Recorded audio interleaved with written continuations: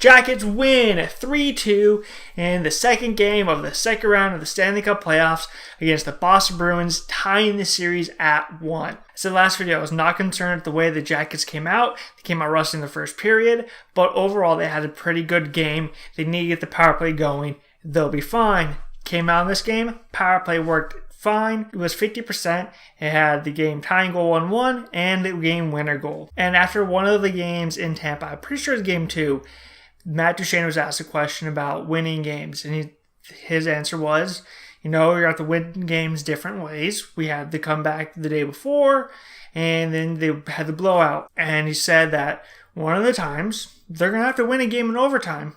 And here they are winning the game in overtime. And who is it?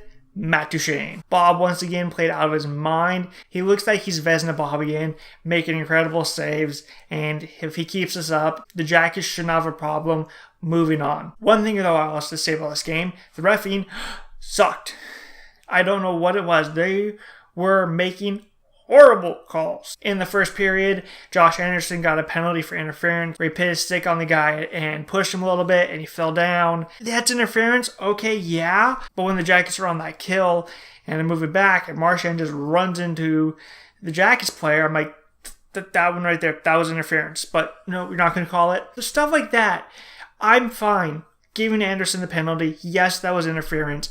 But when you let the other stuff go, that's where people complain about the reffing. It was horrible. I don't know why Tim Peel's still a ref. He sucks so bad. But the Jackets fought their way through it, and they ended up getting the win. They had a strong penalty kill for the few opportunities that Boston did get, and it really frustrated the Bruins. They couldn't get set up, and the Jackets used that as momentum to go out there and attack the Bruins. Starting off, first period, come out with a little bit of life. The first shot of the game was about 4 minutes into the game, but for the most part, it was just hitting. Bruins were not happy with Nash after his hit on Krejci. Charlie had a huge hit on him. Borkstrand goes in the corner. He goes chasing after a puck. And Clifton throws a reverse check. I'm like, that's interference. Clifton chose not to play the puck. He chose to hit Borkstrand. I don't know why you don't call that one interference. A little over 5 minutes into the period, they gave Josh Anderson his interference call. And for the first minute, the Jackets are doing a good job killing it off. But the Bruins have it in the Jackets zone. There's a battle in the corner. Puck works his way free to McAvoy on the point. He takes a couple steps to the left, sends over to Grzelcyk. Grzelcyk takes a couple steps down and puts a shot on net. It hits the bottom of Bob's glove and bounces into the net. Bruins lead 1-0. It was a weak call to give Anderson, especially since before that there was the Clifton one on Borkstrand. On that kill, there was one. I'm just confused at what the rest were calling, but the Bruins capitalized on an early power play. But after that, Bob locks it down, Tuukka locks it down, and we end the first period with the Bruins up 1-0. And as the period ends, Texley is chasing after the puck, and Brad Marchand comes over and just cross-checks him in the back, and I was like, hey, that's a penalty, ref, you want to call that one? Rather than, staring at Marchand and just not giving penalties. The rest did give him a penalty for that. The Blue Jackets start the second period on the power play. They're moving the puck around. It's looking okay. It's looking better than the first game. Panarin has the puck. He gets it up to Jones. Jones slides it over to Atkinson. Atkinson gets it back to Jones. Jones sends it back to Panarin. Panarin blasts it. It goes in and out, much like Charlie Coyle's goal in game number 1. Jackets tie it up at 1. Panarin's third goal of the playoffs. Brad Marchand's one of their premier penalty killers, and when he goes to the box, you got to capitalize on it, and the Jackets did there. The next shift after a goal is super important. You got to control it and at least make sure that the Bruins don't get momentum out of it. The Bruins are in the zone. Marcus Johansson, he gets it over to Charlie Coyle. Charlie Coyle goes down. Bob plays Charlie Coyle, makes sure he doesn't have a shot lane. Coyle goes around the net. Bob is now out of position. Bob tries to scramble back or over. Charlie Coyle just throws it to the front. It hits Pasternak's skate, bounces up, and goes in the back of the net. Bruins take a 2-1 lead 58 seconds after the Jackets had tied it up at 1 on Panarin's goal. You don't want to give up a goal after you get one. You want to save that off, but the Bruins get one back, and now they have momentum again. After that, though, the Jackets come out with some pressure, and so the Bruins, and it's a little bit of a back and forth. A little over 6 minutes into the period, Jackets coming up the ice. They send it to Atkinson, and Atkinson has a bunch of speed. He goes to blow past Chara. Chara reaches out and trips Atkinson. You can't do that. Naughty, naughty. Go to the box. So the Jackets moving around on the power play. It looks pretty good. They're getting some good looks, but Tuukka's making the saves. There's a face-off. PLD wins the face-off. Crowley goes forward. Anderson tries to jump in there and smacks Crowley in the face, and he has a nice little stream of blood running down his face. So Anderson gets the 4 minutes for high-sticking double minor because he caused an injury, but it took the rest of a while to figure out that originally put PLD in the box. Then I don't know if the linesman went, hey, no, that's the wrong guy, or Toronto called in or something, but they ended up putting Anderson in the box. He was the one that did it, but I would have preferred PLD to go. Anderson is a penalty killer for us. So now it's a little bit of 4-on-4 hockey. Jackets win the faceoff. They head up the ice. They get in the Bruins zone. There's a battle in the corner.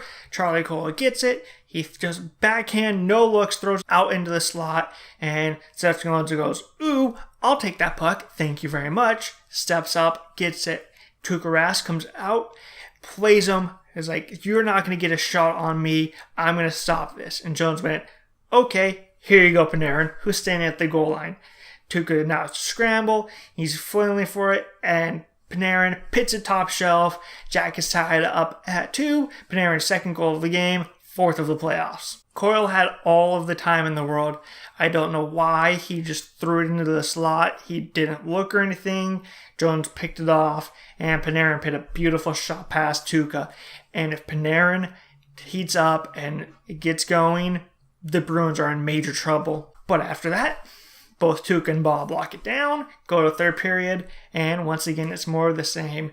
It's a little bit more of a chess match, a little less running gun, and once again, both goalies lock it down, and for the second game in a row, we're going to overtime, tied 2-2. Start first overtime, Jacks get a little bit of chances, and Foligno's there at the wall about 5 minutes in, digs it free, takes off up the ice, it's 2-on-1, him and Anderson, and Foligno turns on the Jets, goes to kind of front of the net, and Tuukka is way off his angle, and Foligno throws it right into Tuukka's glove as he's reaching back.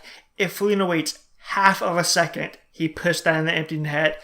He just got a little impatient, and Tuukka made the huge save. About halfway through the first overtime, Bruins in the center of ice. They flip it into the Jacket zone, and it goes. It comes down. Ball's like, okay, this is going to go out behind the net, and starts to leave his net. It hits the hash marks and changes angles and goes to the left, and Bob just reaches over and grabs and scoops it up, and just, that could have been a huge goal for the Bruins. A big fluker that went in on Bob, but Bob held it in there. Bergeron had a couple of chances where the defense of the Jackets was there and tying up a stick and letting Bob slide over before Bergeron could get off a shot to the empty net.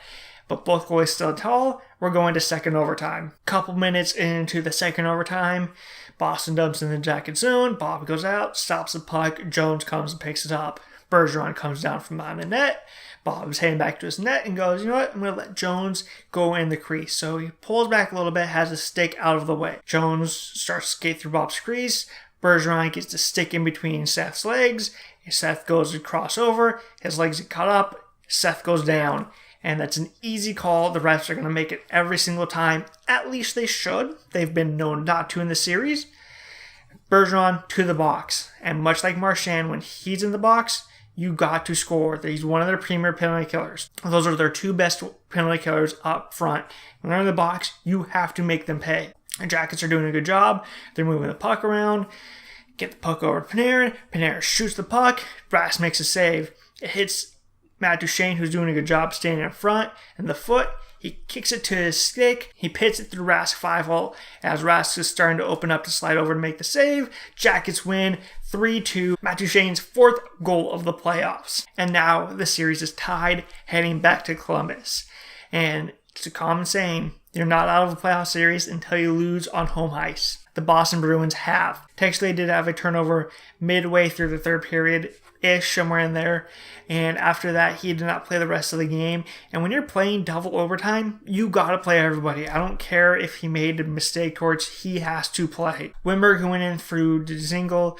I didn't think he looked too bad. He had some good opportunities on the kill, broke up a bunch of stuff, a couple of shorthanded chances, getting the puck up the ice, and just putting some shots on Tuukka. Overall, Jack's played a great game, and if they can play continue to play the correct way and use their speed and their skill with a little bit of hitting, they'll be fine. That's how they're going to win games. That's how they won this one.